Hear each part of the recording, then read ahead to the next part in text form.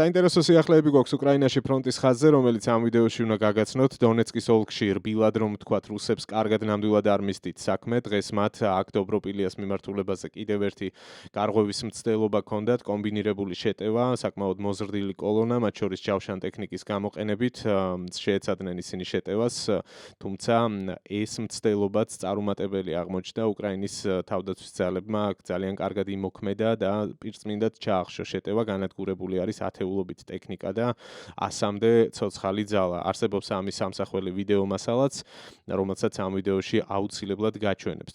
დონეცკის გარდა უნდა ვისაუბრო ასევე სუმის ოლქზე, აქ ასევე საინტერესოდ ვითარდება პროცესი. ერთ-ერთ საკვანძო სექტორში უკრაინელები ცდილობენ, რომ მოწინააღმდეგეს გადაუჭრან მომარაგების ხაზები და ამ გზით გამოფიტონ ისინი და არჩევანი არ დაუტოვონ, გარდა იმისა, რომ ან ტყვედ ჩაბარდნენ, ან უკან დაიხიონ, ან მესამე გასაგებია, რაც რჩება, მათ მოუწევთ განადგურება. მოგიყვებით ამ ტაქტიკის შესახებ, როგორ მოქმედებს აქ უკრაინის შეიარაღებული ძალები, ისინი არ ჩქარობენ და პრინციპი არის ის, რომ მაქსიმალურად ცოტა დანაკარგებით მიიღონ ეფექტი და წნეხის ქვეშ მოაქციონ მოწინააღმდეგე. გარდა ამისა, უნდა ვისაუბროთ ზაპოროჟიეს და დნეპროპეტროვსკის მიმართულებაზე, რომელიც არის ახალი პრიორიტეტი რუსეთის შეიარაღებული ძალებისთვის, თავად გენშტაბის უფროსმა უპატაკა გერასიმოვმა პუტინს, რომ დონეცკზე ერთგვარად ხელის ჩაქნების შემდეგ, კონტექსტი ეს არის ყოველ შემთხვევაში, ისინი შეეცდებიან, რომ ზაპოროჟიესში მიაღწიონ მიზნებს, დასახელებული არის კონკრეტული დასახლებული პუნქტებიც, რომლის აღებაც მათ სურს. ამაზე დაწვრილებით ვსაუბრობდი ერთ-ერთ წინა ვიდეოში, ბოლოს წინა ვიდეოში პრინციპში დაკონკრეტებად შემიძლია და იქაც დაწვრილებით შეგიძლიათ გაეცნოთ ამ ახალ ინფორმაციას, რაც არის მნიშვნელოვანი სიახლე სტრატეგიის, რუსეთის საოკუპაციო ჯარების სტრატეგიის თვალსაზრისით. ამ ვიდეოში კი უნდა ვისაუბრო ბოლო 48 საათის განმავლობაში რა ხდებოდა კონკრეტულად ამ მიმართულებით. მნიშვნელოვანი არის ის, რომ შენელებული არის რუსების მოქმედება, მათი წინსვლა, რაც ერთ-ერთი გამორჩეული იყო მთელი ამ შემოდგომის და ზაფხულის კამპანიის განმავლობაში, თუ სადმე წინ მიიწევდნენ რუსები, ეს იყო სწორედ დნეპროპეტროვსკის და ზაპოროჟიეს მიმართულება, თუმცა აქ უკვე საწინააღმდეგო საპირისპირო მოქმედებები გვაქვს უკრაინის მხრიდან და ამას შედეგები უკვე მოაქვს, მათ მოახერხეს მათ შორის ბოლო 48 საათის განმავლობაში ზაპოროჟიეს სექტორში ორი დასახლებული პუნქტის გაწმენდა, იქ აღმართეს უკრაინული დროშაც და მესამეც ნაწილობრივ გაწმინდეს. მოკლედ, ვინ როგორ მოქმედებს აი ამ მიმართულებაზე, ამაზეც მექნება საუბარი და ასევე გაჩვენებთ ვიდეო კადრებს, რომელიც თან ახლავს აი ამ სიახლეს გაწმენდილ სოფლებთან დაკავშირებით. გარდა ამისა, ფრონტის ხაზის მიღმა ვისაუბრებ ტრადიციულად შეტევებზე, რომელსაც უკრაინა ახორციელებს შორსმოქმედი დრონების და რაკეტების გამოყენებით. ამ შემთხვევაში ბოლო სიახლეები ეხება ყირიმს და იქ ფეოდოსიაში დარტყმებს დიდ ნავთობ ბაზაზე, რომელიც აი ახლაც, როცა მე ამ ვიდეოს ვწერ, ძალიან მასშტაბურად იწვის. ეს ნავთობ ბაზა საინტერესოა ერთის მხრივ რუსული ნავთობის ექსპორტის თვალსაზრისით და მეორეს მხრივ რუსული არმიის მომარაგების ნაწილში, ანუ სამხედრო მიზნებიდან გამომდინარე, აქედან თუ ვიმსჯელებთ, ანუ ორი მიზანია ამ შემთხვევაში ფეოდოსიის ნავთობ ბაზის განადგურებით მიღწეული უკრაინისთვის. პოლიტიკური ამბებიც არ უნდა გამოგრჩეს, რაც პირდაპირ კავშირშია ცხადია ყველაფერთანაც ბრძოლის ველზე ხდება უშუალოდ და შემდგომ პერსპექტივასთან. ესე იგი, პარასკევს 17 ოქტომბერს მორიგჯერზე ზელენსკის ვნახავთ თეთრ სახლში შეხვდება კიდევ ერთხელ დონალდ ტრამპს იმ ცნობილი განცხადებების შემდეგ, რაც უკავშირდება ტომაჰავკების მიწოდებას.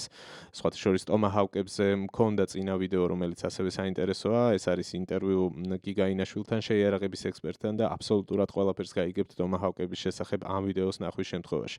მოკლედ, ჯერჯერობით კითხვის ნიშნები არსებობს, საბოლოოდ გადაეცემა თუ არა, ეს ყველაფერი დამოკიდებულია ტრამპის გადაწყვეტილებებზე და ამ მხრივ უკრაინის პოლიტიკური ხელმძღვანელობა ნამდვილად არ აკლებს ძალისხმევას იმისთვის, რომ სასურველი შედეგები დაადგეს. ვნახოთ, როგორ წავა ეს პროცესიც.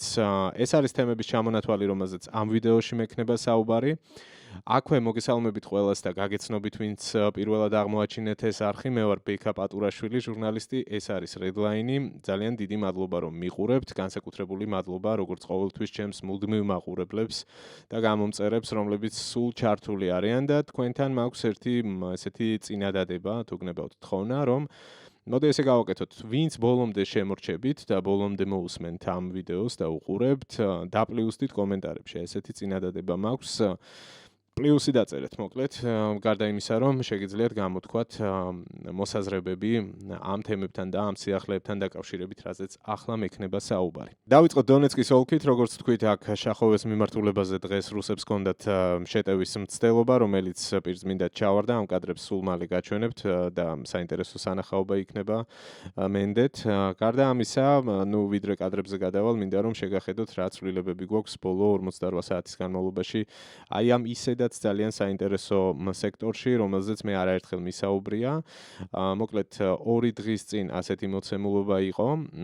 2 ჯგუფი მოქცეული ალყაში, რომელზეც მე მანამდეც ვისაუბრე და ეს ცნობილი ამბავი არის, როგორ გაანადგურეს დობროპილიას მიმართულებაზე აქ რუსების დიდი გარღვევის მცდელობა აგვისტოს შუარიცხვების შემდეგ და როგორ ცდილობენ უკრაინელები რომ მეთოდურად ნაბიჯ მაქსიმალურად წნეხის ქვეშ მოაქციონ აი აქ ალყაში მოქცეული რუსი სამხედროები და რა შეიცვალა გუშინდა დღეს. ხედავთ ხო, დამატებით ლურჯი მონიშნები გაჩნდა, რაც სწორედ იმაზე მიანიშნებს, რაზეც საუბრობ, წნეხი მხოლოდ და მხოლოდ იზრდება. თან იზრდება არაერთი მიმართულებიდან, დასავლეთიდანაც, აღმოსავლეთიდანაც და უფრო სამხრეთ დასავლეთითაც გაჩნდა ახალი ზონა, ახალი ლურჯი მონიშნა, როგორც ხედავთ. და ეს ყველაფერი მხოლოდ და მხოლოდ იმაზე მიანიშნებს, რომ რუსების მდგომარეობა აქ უფრო და უფრო მძიმდება. აქვე ასევე აღსანიშნავია, რომ აქ ოდნავ აღმოსავლეთითაც, სადაც არის რუსეთის შეტევის მიმართულება, როგორც ხედავთ, გაჩნდა ახალი ლურჯი მონიშნა, რაც მინიმუმ იმას ნიშნავს, რომ გაუჭირდებათ აქ რუსებს წინსვლა, რომ აღარაფერი ვთქვათ, დამატებით შესაძლებლობაზე, რომ თავად უკრაინელებმა წაიწიონ კიდევ უფრო წინ და დაიკავონ, უпростоრად გაათავისუფლონ მეტი ოკუპირებული ტერიტორია. ვნახოთ ახლა დაპირებული ვიდეო მასალა შახოვეს მიმართულებით რუსების გარღვევის მცდელობა, რომელიც პირწმინდად ჩავარდა და ამ ყველაფერში განსაკუთრებული წვლილი ჰქონდა უკრაინის ეროვნული გვარდიის პირველ კორპუსს, აზოვის კორპუსს, რომელიც შეუფასებელ საქმეს აკეთებს უშუალოდ დობროპილიას მიმართულებაზე ახლა, სწორედ მათ ჩაახშვეს დიდწილად აგვისტოს პირველ ნახევარში წამოწყებული ეს რუსების დიდი გარღვევა, შემდეგ უკვე მოახერხეს ის, რომ ალყაში მოაქციეს ეს რუსული დანაყოფები, რაზეც ვისაუბრე და აი ესე ყოველდღიურად ძალიან ბევრს აკეთებენ იმისთვის, რომ გარდა იმისა, რომ წაიწიონ წინ და გაწმინდონ ტერიტორიები, შეაკავონ რუსების შეტევებით და გაანადგურონ ისინი.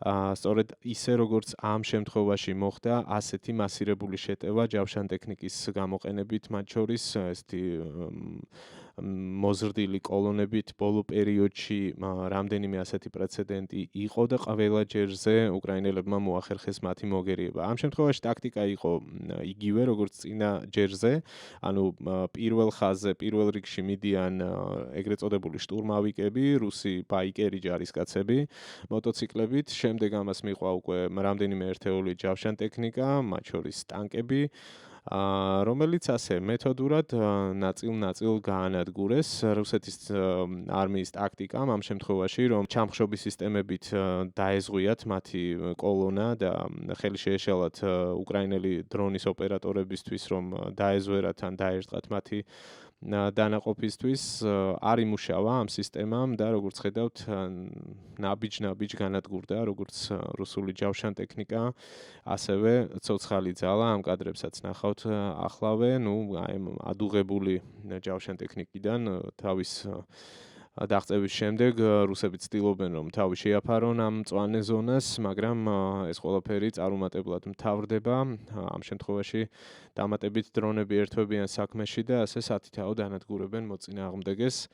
ძალიან ცოტა მათგანი გადარჩა საბოლოოდ და ასევე ძალიან ცოტა გადარჩა ცოცხალი ძალის გარდა სამხედრო ტექნიკაც, მათ შორის ჯავშან ტექნიკა, რომელიც მონაწილეობდა ამ წარუმატებელ ოპერაციაში.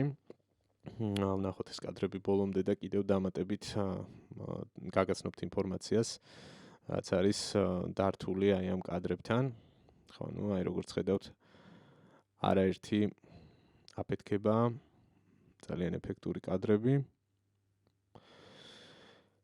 ხო, პრინციპში ესეთი ბრუტალური სურათია. 78 ჯარისკაცს შეადგენს მოწინააღმდეგის ცოცხალი ძალის დანაკარგი, ასევე აქ საუბარია ტექნიკაზე, ნათქვამია რომ 13 ერთეული მძიმე ჯავშანტექნიკით უტევდნენ რუსები უკრაინელების პოზიციებს, თუმცა უკრაინის თავდაცვის ძალებმა 9 მძიმე ჯავშანმანქანა, შემტევი ჯავშანმანქანა გაანადგურეს, მათ შორის სხვა ინფორმაციაში ვკითხულობდი რომ ერთ ტანკზეც იყო აქედან საუბარი, განადგურებული არის 4 ჯავშან ტრანსპორტიორი, რომელსაც გადაყავდა პერსონალი და განადგურებული არის ასევე 3 მოტოციკლი, როგორც თქვით, ეს იყო კომბინირებული შეტევა და ეს ყველაფერი ამ შემთხვევაშიც ძალიან ძვირად დაუჯდა რუსეთის შეიარაღებულ ძალებს. შემდეგი მასალა, რომელიც უნდა გაჩვენოთ, ეხება ზაპოროჟიეს მიმართულებით განვითარებულ პროცესებს, თუმცა ვიდრე ვნახავთ კადრებს, მოდით დავხედოთ რუკას და გეოგრაფიულად აღვიქვათ რა ცვლილებებზე არის საუბარი და სად ხდება მოქმედება. მოკლედ, უკრაინის შეიარაღებული ძალების შემტევმა დანაყოფებმა ბოლო 24 საათის განმავლობაში გაწმინდეს აი ეს ორი სოფელი, შერბაკი და მალი შერბაკი და ასევე ნაწილობრივ, როგორც ვრცელდება ინფორმაცია, გაწმენდილი არის სტეპოვე და ეს არის ოფიციალური ინფორმაცია. ამ რუკაზე ან Deep State-ის წყაროს ჯერ არ აქვს სტეპოვეზე განახლებული ინფორმაცია, თუმცა ცვლილება აშკარად ჩანს აი ამ ორი სოფლის შემთხვევაში 13 ოქტომბრის მონაცემი არის ახლა რომელსაც ხედავთ 12-ში ასეთი სურათი გქონდა, ანუ აქ მალი შერბაკში იყო წითელი მონიშნა, რაც გულისხმობს რუსების ყოფნას იმ დროისთვის, თუმცა ახლა ეს სურათი შეცვლილი არის დიდი ალბათობით მორიგი განახლება, როდესაც გვექნება Deep State-ის რუკაზე, აქ უკვე ლურჯი მონიშნა იქნება, აქაც ლურჯი მონიშნა იქნება და წესით აქაც ნაწილობრივ უნდა იყოს ლურჯი მონიშნა, რაც ნიშნავს უკრაინელების დაფარვის ზონას. ახლა კი კადრები ვნახოთ, აი ეს არის მასალა, რომელიც ასახავს ბოლო შეტევებს და უკრაინელების წარმატებულ მოქმედებას დროშებით არის შესაბამისად მონიშნული. აქ თუ დააკვირდებით, საინტერესო არის ის, რომ რუსებისგან განსხვავებით უკრაინელების აი ეს სწრაფი კონტრშეტევა არის უფრო მსუბუქი. არანაირი ჯავშან ტექნიკა, კვადროციკლებით გადაადგილდებიან უკრაინელი სამხედროები, შემდეგ უკვე ვხედავთ ქვეითებს, რომლებიც შედიან დასახლებულ ზონაში და ნაწილ-ნაწილ ასუფთავებენ აქ შენობებს თუ შენობის ნარჩენებს, რომლებიც არის. ამავე ინფორმაციაში საუბარი იყო იმაზე, რომ ტყვეთა ფონდიც გავზარდეთო, ანუ რამდენიმე დამატებით რუსი სამხედრო აიყვანეს ტყვეთ, რომლებმაც გადაწყვიტეს არჩიეს, რომ სიკვდილს ჯობდა დანებება და ტყვედ ჩავარდნა. ასეთი შემთხვევებიც ძალიან ხშირი არის ცხადია ფრონტზე საბრძოლო მოქმედებების დროს. ხო, ნუ აი აქ ჩანს უკრაინელი სამხედროების გადაადგილება. აქ იქნება დამატებით მონიშნა რუსების ყოფნასთან დაკავშირებითაც. აქ ცოტა გაჭედა ინტერნეტმა არ აუშევს, ხო, აი იგივე ადგილიდან ვაგრძელებთ. ხო, ნუ ერთ სიტყვით წმენდა არის და დასტურდება ინფორმაცია, რომ ხო, აი აქ არის ნაჩვენები ერთ-ერთი რუსი სამხედროს განადგურება, ეს 200 მონიშნა.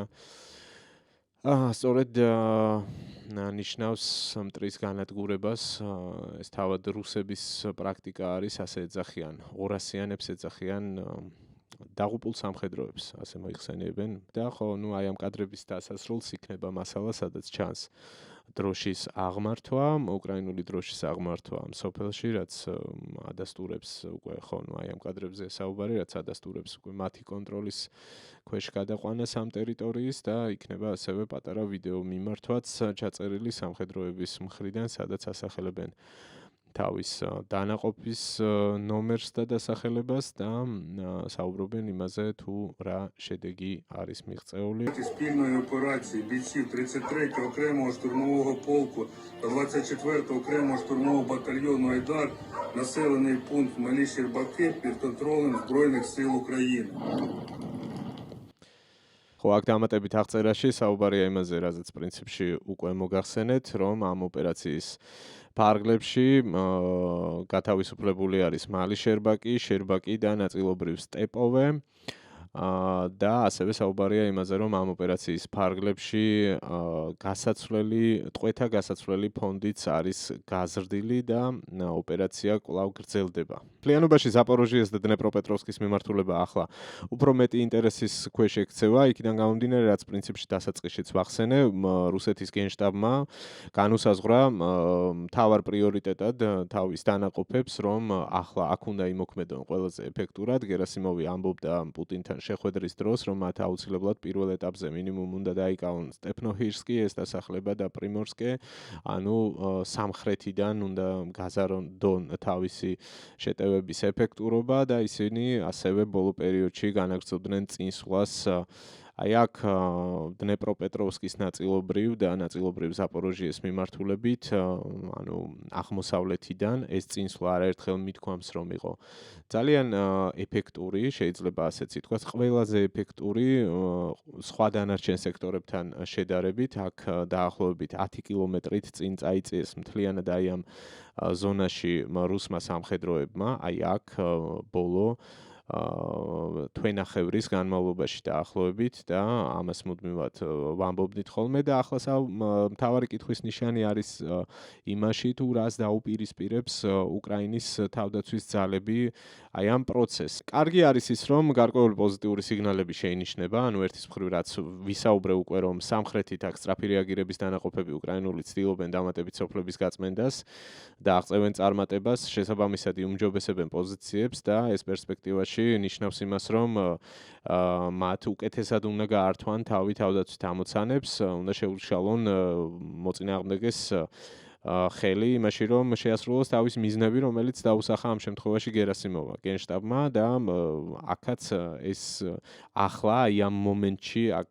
წარმატების მიღწევა და წარმატებული თუნდაც მცირე კონტრშეტევები უკრაინის მხრიდან არის პოზიტიური სიგნალი ცალსახად. ასეთივე სურათი გვაქვს უფრო აღმოსავლეთით, აი აქ ზაპოროჟიეს და დნეპროპეტროვსკის ოლქის ადმინისტრაციულ საზღვართან ახლოს, სადაც ბოლო პერიოდში ასევე შეინიშნება უკრაინელების აქტიურობა, რაც არ იყო მანამდე პრინციპში ხელს საერთოდ ვერ უშლიდნენ, ასე ჩანდა, ასე ყოველდღიურად ძალიან დიდი ტემპით მიიწევდნენ რუსების სხვადასხვა მიმართულებით წინ, თუმცა უკვე 4 ოქტომბრის მერე გაჩნდა აი ეს მონიშნა, რასაც ხედავთ, ეს არის უკრაინის მიერ წამოწყებული კონტრშეტევის ამსახველი, აქ სოფელი სოსნივკა გაათავისუფლეს და ახლა თავად უკრაინელი მიმოხილველები და ანალიტიკოსები მსჯელობენ იმაზე, რომ სწორედ აი აქ, აი ამ ზონაში ახლო მომავალში განვითარებული პროცესები იქნება ძალიან ბევრი რამის განმსაზღვრელი სამომავლოდ, ანუ მოახერხებენ თუ არა, ეს გადაწყვეტს მოახერხებენ თუ არა უკრაინელები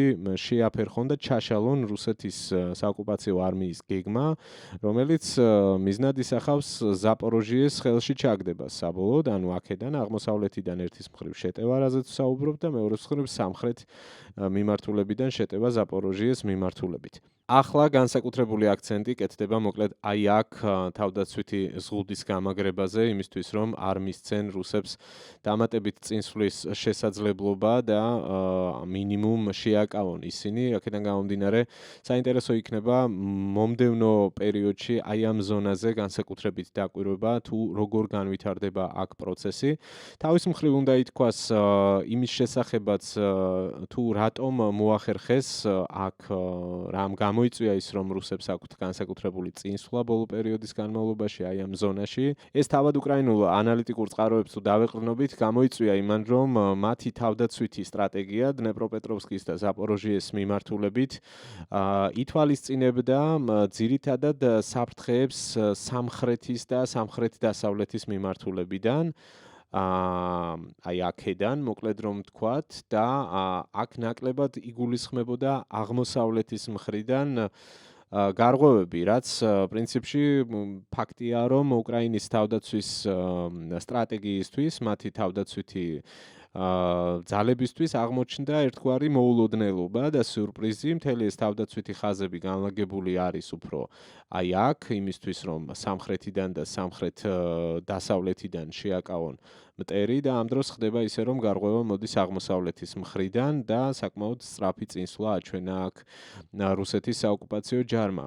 ხო, ნუ მოკლედ ამის გადააზრება როგორც ჩანს უკვე მოხდა, ამის გადაგეგმა უკვე მოხდა და დამატებით ძალების მობილიზებაც იმედია მოხდება აი ამ ზონაში იმისთვის, რომ უკეთესი თავდაცვის ზღუდე შეიქმნას. ყოველ შემთხვევაში ამის საჭიროება სახეზეა და ამას პირველ რიგში ყველაზე კარგად იაზრებენ თავად უკრაინის გენერალურ შტაბში. შესაბამისად შესაბამისად ძალიან საინტერესოა, როგორც უკვე ვთქვი, როგორ განვითარდება აქ პროცესი. ფრონტის ხაზის მიმოხილვას დავასრულებ სუმის ოლქით, სადაც როგორც გითხარით უკვე ძალიან საინტერესო მოვლენები ვითარდება.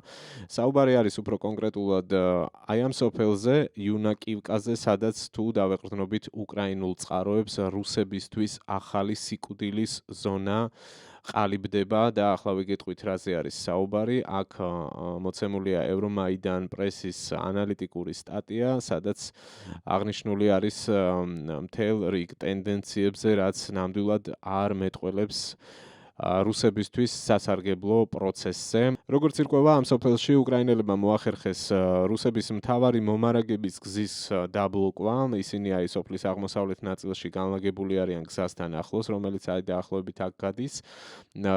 განლაგებული არიან მათ შორის და პოზიციებს იუმჯობესებენ ტყის მასივში, საიდანაც артиლერიითაც წვდებიან ამ გზას და დრონებითაც აკონტროლებენ და ყველა ჯერზე, როდესაც ცდილობს რუსეთის არმია, რომ აქ დამატებით ტვირთები გაგზავნოს, შეიარაღება იქნება თუ საკვები თუ სხვა. ეს მცდელობები არის არუმატებელი და ყველა ჯერზე მათ ანადგურებენ.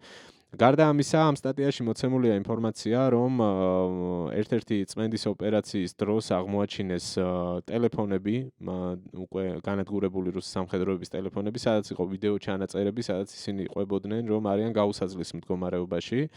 ეს ყველაფერი უკვე დიდი ხანია გრძელდება, როგორც ჩანს და უკვე ელევათ მათ საკვები, ელევათ მათ შეიარაღება, წუწუნებენ, რომ არიან ჭურვების გარეშე, ტყვია-წამლის გარეშე. გარდა იმისა, რომ უკანდახევის ბრძანებას არ აძლევენ და ბოლომდე ეჭიდებიან ამ დაკავებული ტერიტორიების შენარჩუნებას პოლიტიკური მიზნებიდან გამომდინარე. თუ ვინმე პირადი ინიციატივით გადაწყვეტს, რომ დაყაროს იარაღი და ჩაბარდეს ტყვედ, მათი საქმე ცუდად მიდის ამ შემთხვევაშიც და ასეთ პრეცედენტებზეც არის ამ სტატიაში საუბარი, სადაც ნათქვამია, რომ ესე იგი დაფიქსირდა ასეთი შემთხვევები, როდესაც რუსი სამხედროები ცდილობდნენ ტყვედ ჩაბარებას, ხელებაწეული მიდიოდნენ უკრაინული პოზიციისკენ, ამ ყველაფერს იღებდა უკრაინული დრონიც და სწორედ ამ მომენტში თავად რუსების დამრტყმელმა დრონებმა გაანადგურეს ეს სამხედროები, ანუ საკუთარ თანამებრძოლებს, რომლებიც იყვნენ უკვე გაუსაძლის მდგომარეობაში, ზურგიდან დაარტყეს და არ მისცეს ტყვედ ჩავარდნის საშუალება. ეს ჩემთვის სიახლე არ ყოფილა ასეთი შემთხვევების შესახებ. მთელი ამ ომის განმავლობაში მიმდინარეობის დროს საკმაოდ ხშირად არის საუბარი, რომ რუსები ძალიან ცუდად ექცევიან ასეთ შემთხვევებში საკუთარ სამხედროებს.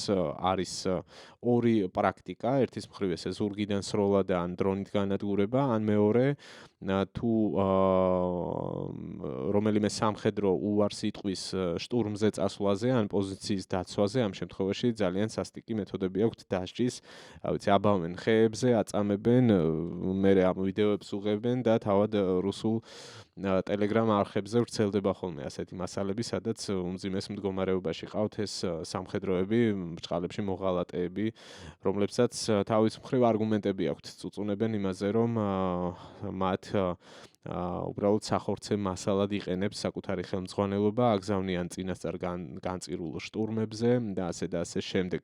მოკლედ რუსებისთვის ცოცხალი ძალა, მათი პირადი ტრაგედიები რომ არაფერს არ ნიშნავს, ეს ახალი ამბავი პრინციპში არ არის, თუმცა როგორც აღმოჩნდა, აი აქაც სუმის ოლქში, ამ სოფელში სადაც არის მათთვის ახლა რთული სიტუაცია, ზუსტად იგივე ხდება. ერთი სიტყვით თუ ამ ცნობებს დავეყრდნობით, ახლა მომავალში უნდა ვივარაუდოთ, რომ ამ სოფლის გათავისუფლება მოხდება უკრაინელების მხრიდან, ისინი არსად არ ჩქარობენ, ნელ-ნელა ელოდებიან, როდის ამოწურავენ თავის მარაგებს რუსი ოკუპანტები, რომლებიც ამ სოფელში რჩებიან და როდის მოუწევთ მათ გადაწყვეტილების მიღება, რა ქნან საბოლოოდ დაიხიონ უკან თუ შეაკლან თავი.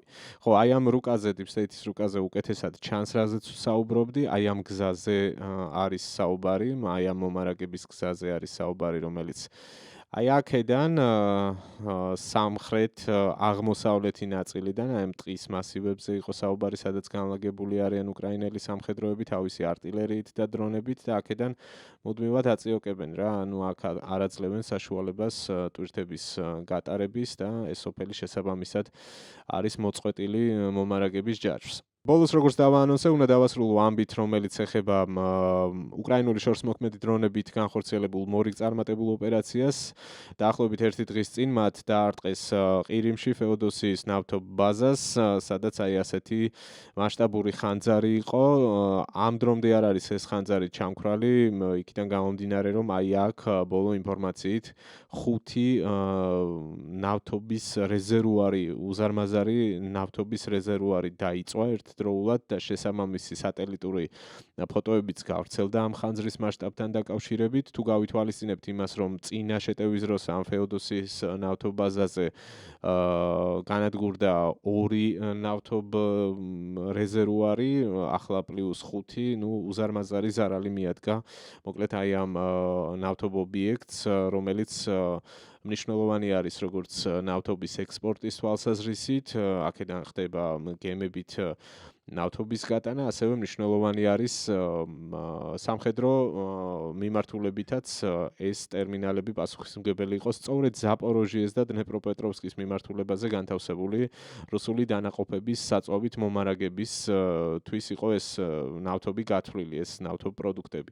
ამაზე ვრცელდება ინფორმაცია და ცხადია, ესეთი დარტყმები არის განსაკუთრებით მნიშვნელოვანი უკრაინისთვის, მათი ერთ-ერთი მთავარი პრიორიტეტი არის როგორც ოკუპირებულ უკრაინულ ტერიტორიებზე, ასევე რუსეთის სიღრმეში. რისთვისაც ყოველ დღე მუშაობენ, რომ განავითარონ სამხედრო შესაძლებლობები, როგორც საკუთარი სამხედრო ინდუსტრია მიმართონ აქეთ, ასევე მიიღონ რაც შეიძლება მეტი იარაღი პარტნიორებისგან და აქ მივდივართ პრინციპში იმ თემაზე, რომელიც ეხება მთავარ პოლიტიკურ ინტრიგას, თუ გნებავთ ასე ვთქვათ, ამ დროისთვის მიაწვდის თუ არა უკრაინას ამერიკის შეერთებული შტატები ტომაჰაუკის ტიპის რაკეტებს, შორს მოქმედ ზუსტი დამიზნების თანამედროვე რაკეტებს, რომლებიც ძალიან ძლიერი იარაღი არის, რომელიც ძალიან ჭირდება უკრაინას იმისთვის, რომ დაარტყას რუსეთის ტერიტორიაზე სამხედრო ობიექტებს, ამას ხაზი უნდა გაუსვათ სამხედრო ობიექტებს, იქიდან გამომდინარე, რომ ზელენსკიმ თქვა, რომ რადგან ტრამპის მხრიდან იყო განცხადება, რომ არსებობს კითხვები და უნდა მოხდეს დაზუსტება, რაში გამოიყენებენ ამ ამერიკულ იარაღს, თუ ისინი მიყიდიან უკრაინას, ზელენსკიმ დაადასტურა, რომ მათი გამოყენება მოხდება მხოლოდ სამხედრო ინფრასტრუქტურაზე, მისატანი იერიშებისთვის, დიდი ალბათობით უკვე გამზადებული არის კონკრეტული ჩამონათვალით, სიაც თუ რომელ ობიექტებს უნდა დაარტყან ტომაჰაუკებით მათი გადაცემის შემთხვევაში და ამ ინფორმაციას გაუზიარებს დიდი ალბათობით 2 დღეში ზელენსკი პირდაპირ პირისპირ შეხვედრაზე ტრამპს ვაშინგტონში 17 ოქტომბერს ვიხილავთ ისევ მესამე ვიზიტია თუ არ მეშლება, პირველი იყო ის დასაწყისში ტრამპის ვადის, როდესაც ცნობილი სკანდალი მოხდა, კი ბატონო, პიჯაკზე მინიშნებები და ვენსის გამოხტომები და ასე შემდეგ. მეორე იყო უკვე შედარებით უკეთესი, გაცილებით უკეთესი, სულ ცოტა ხნის წინ და ახლა იქნება მესამე ოფიციალური ვიზიტი ზელენსკის შეერთებულ შტატებში, ვნახოთ ამჯერად თუ იქნება ის წარმატებული, ამის წარმატებულობის განსაზღვრად იწილად დაკავშირებული იქნება გადაწყვეტილებაზე, რა ბედი ეწევა ტომაჰაუკების უკრაინისთვის მიყიდვას. თუ ეს ასე მოხდება, ეს იქნება ეგრეთ წოდებული game changer-ი, ეს მთლიანად შეცვლის თამაშის წესებს ამ ომში და ამას ძალიან კარგად ხვდებიან რუსეთშიც, სადაც ძალიან დიდი პანიკა აქვთ პუტინიდან დაწყებული. რა ვიცი, პესკოვით, სხვა მედვედევი პირდაპირ იმუქრებოდა პრინციპში ტრამპის მისამართით, უზარმაზარი პოსტი გამოაცხო მედვედევმა და პროპაგანდისტებზე დანარჩენებზე აღარ საუბრობ. ყველა რუსეთში მოკლედ ძალიან დიდი შეშფოთებით ეხმაურება ამ ამბავს და ამბობენ, რომ ეს იქნება კატასტროფა, ეს იქნება წითელი ხაზი, ამისთვის შესაბამის პასუხს გასცემენ ამერიკის შეერთებულ შტატებს, მუდმივად ხდება მინიშნება ბირთვულ იარაღზე, როგორც ყოველთვის და ასე შემდეგ. მოკლედ მომდევნო დღეები უდაოდ საინტერესო იქნება და ცხადია მე ამ ყველაფერს დიდი ინტერესით მივადევნებ თვალს, ვეცდები რომ ინტენსიურად ვიმუშაოთ და თქვენს დაგაწიოთ ყველა მნიშვნელოვან სიახლეს, რომელიც იქნება როგორც ფრონტის ხაზზე, ასევე პოლიტიკურ ბრძოლის ველზე უკრაინისთვის. ძალიან დიდი მადლობა ყურადღებისთვის, ამით დავასრულებ და დაგემშვიდობებით. ხო, კიდევ ერთხელ შეგახსენებთ იმ თხოვნას, რომელიც თავშიც აღვნიშნეთ, თუ ამ დრომდე უყურეთ და ბოლომდე ინტერესით მიადევნეთ თვალი ამ ვიდეოს, კომენტარში დაწერეთ პლუსი. შემდეგ რაც გნებავთ ის დაწერეთ მოსაზრებები, რას ფიქრობთ აი ამ ამბებთან დაკავშირებით, რომელიც მოგიყევით და თუ არ ხართ არხის გამომწერები, კიდევ ერთხელ მოგიწოდებთ რომ გამოიწეროთ ჩემი არხი Redline-ი, ასევე გთხოვთ რომ გამოიწეროთ თუ დაგაინტერესებთ, რა თქმა უნდა, ჩემი და ჩემი მეგობრების ახალი პროექტი, რომელსაც ქვია ბოლო სიტყვა. ეს შეგიძლიათ მარტივად იპოვოთ YouTube-ზე, როგორც ქართულად, ასევე ინგლისურად იძებნება. აი ასე გამოიყურება არხი, მისი ლოგო, მისი დასახელება. აქ უკვე ატვირთული არის 4 ეპიზოდი კვირაში ერთხელ. მე რატი მუჯირი, გიორგი ცხვითავა, თამარ ნუცუბიძე ბრიუსელიდან, ია მეურმიშვილი შეერთებული შტატებიდან, ვაშინგტონიდან ვიკრიბებით და განვიხილავთ კვირის მთავარ პოლიტიკურ მოვლენებს, გეოპოლიტიკურ მოვლენებს. ძირითადად ვეხებით ცხადია რუსეთ-უკრაინის ომს, ასევე ვსაუბრობთ საქართველოსთან კონტექსტში და ჩვენი აზრით ეს საკმაოდ საინტერესო პროექტი არის და პერსპექტიული პროექტი არის. მთავარი კი ამ ყველაფერში არის თქვენი ჩართულობა, თქვენი დაინტერესება, თქვენი აქტიურობა და სწორედ აქედან გამომდინარე გთხოვთ რომ გამოიწეროთ ეს არხიც და გადაავლოთ თვალი აქ დადებულ ვიდეოებს კვირაში ერთხელ. ამ ეტაპზე კვირაში ერთხელ ვიკრიბებით ხოლმე. ძალიან დიდი მადლობა კიდევ ერთხელ, დაგემშვიდობებით მომდევნო ეპიზოდამდე. ნახვამდის.